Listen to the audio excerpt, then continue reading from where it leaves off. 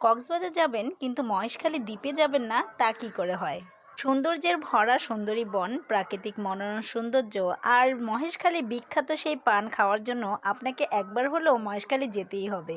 আমরা কক্সবাজার কলাতলি বিচের থেকে 100 টাকা অটো ভাড়া করে চলে এলাম ঘাটে। ঘাটে এসে প্রথমে আপনাকে 20 টাকা দিয়ে একটা টিকিট নিতে হবে। যদিও এটা লোকাল মানুষের জন্য হচ্ছে 5 টাকা, তো এটা শুনে আমাদের চোখ কপালে উঠে গেল যে লোকাল মানুষের জন্য যে টিকিট 5 টাকা, সেখানে আমরা ট্যুরিস্ট বিধায় আমাদের থেকে রেখেছে 20 টাকা করে। ঢুকতেই দেখতে পেলাম একটা চার্ট, এবং চার্টে লেখা ছিল যে গৌরনাথ মন্দিরের ওখানে যদি স্পিড বোটে করে যায় 90 টাকা করে পার পারসন। কিন্তু কথার সাথে কাজের কোনো মিলই নেই। আমরা পার পারসন দেখলাম আমাদের থেকে 110 টাকা করে রেখেছে। এজন্য আমরা প্রথমে একটা স্পিড বোট রিজার্ভ করে নিলাম, এবং আমাদের রিজার্ভ ভাড়াটা ছিল 1000 টাকা। আপনারা যদি পার পারসন যান তাহলে 90 থেকে 100 টাকার মধ্যে আপনারা উঠতে পারেন স্পিড বোটে। আর যদি ইঞ্জিন চালিত বোটে যেতে চান তাহলে সেখানে 40 থেকে 50 টাকা ভাড়া হতে পারে।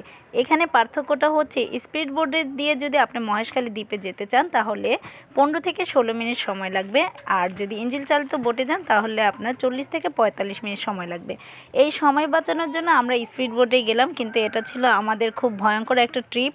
স্পিড বোটে বাচ্চাদের নিয়ে না ওঠাটাই বেটার মনে করি আমি। বড় মানুষ থেকে শুরু করে একদম ছোট বাচ্চা আমাদের বোটের মধ্যে খুব ভয়ের মধ্যে ছিল। মনে হচ্ছিল কখন যেন স্পিড বোটটা উল্টিয়ে যায়।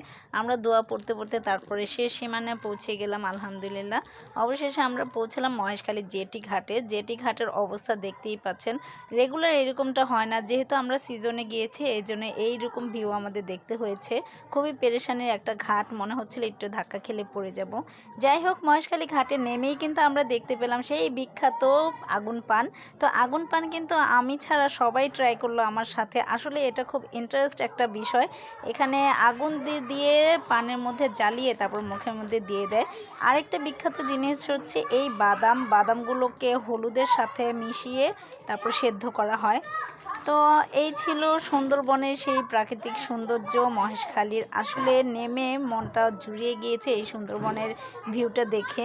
খুবই চমৎকার একটা ভিউ ছিল সুন্দরবনের। তো আপনার ঘাটে নেমেই কিন্তু যদি আপনার একা বা 2 জন এরকম হন তাহলে রিক্সা নিতে পারেন। রিক্সা কিন্তু অনেকগুলো স্পটে নিয়ে যাবে। রিক্সা নিতে হবে রিজার্ভ। 200 থেকে 250 টাকার মধ্যে আপনাকে সবগুলো স্পটে ঘুরিয়ে নিয়ে আবার এই ঘাটে নামিয়ে দিবে। যেহেতু আমরা অনেকজন লোক ছিলাম এই কারণে আমরা একটা বড় অটো ভাড়া করলাম, এবং আমাদের ভাড়াটা ছিল 800 টাকা।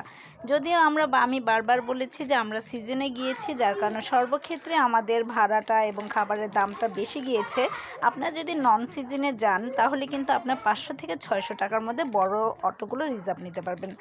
তো এখন আমরা এসে পড়েছি হচ্ছে শুটিং ব্রিজে। শুটিং ব্রিজের ভিউটা আসলে অনেক বেশি সুন্দর।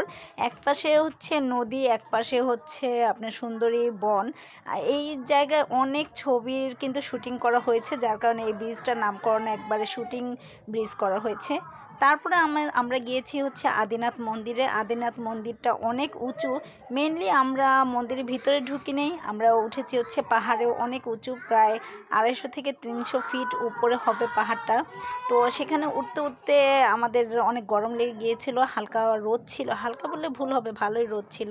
তা আপনারা কিন্তু আদিনাথ মন্দিরে আসলে এই পাহাড়ে উঠতে মিস করবেন না, কারণ যখন আমরা পাহাড়ের উঁচুতে ছিলাম তখন এত সুন্দর একটা বাতাস ছিল যে আপনার উঠতে যে ক্লান্তিটা লাগবে সেই ক্লান্তিটা এক নিমিষেই দূর হয়ে যাবে।